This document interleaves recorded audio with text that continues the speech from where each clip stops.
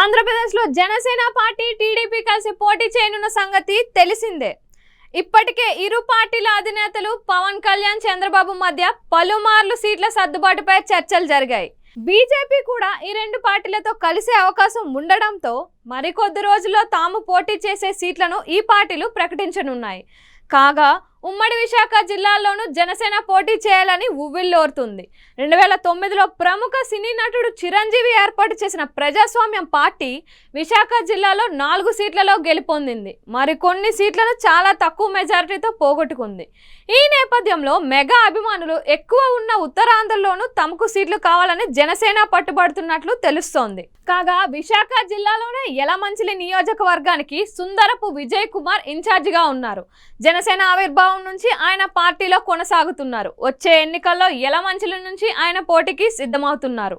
ఇప్పుడు యలమంచిలి విజయ్ కుమార్ తో పాటు ఆయన సోదరుడు యలమంచిలి సతీష్ కూడా సీటు ఆశిస్తున్నారని తెలుస్తోంది.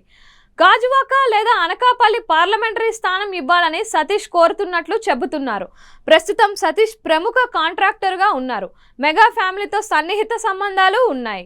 ఇటీవల జనసేన ముఖ్య నేత నాగబాబు కుమారుడు హీరో వరుణ్ తేజ్, లావణ్య త్రిపాఠిల వివాహం ఇటలీలో జరిగింది. అతి తక్కువ మంది అతిథులను మాత్రమే ఈ వేడుకకు పిలిచారు. అందులో సుందరపు సతీష్ కూడా ఉన్నారని తెలుస్తోంది. ముఖ్యంగా సుందరపు సతీష్ మెగా డాటర్ నిహారికతో సినిమాలు చేస్తున్నారని, ఆ సినిమాకు ఆయనే నిర్మాత అనే టాక్ నడుస్తోంది.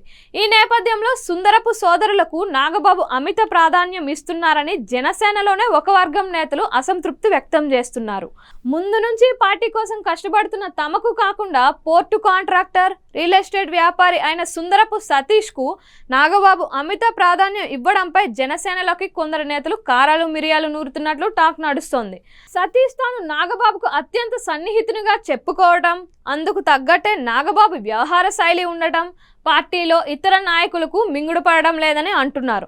టీడీపీతో పొత్తులో భాగంగా గాజువాక సీటు తనకు ఖరారైందని సతీష్ చెబుతున్నారని వినికిడి.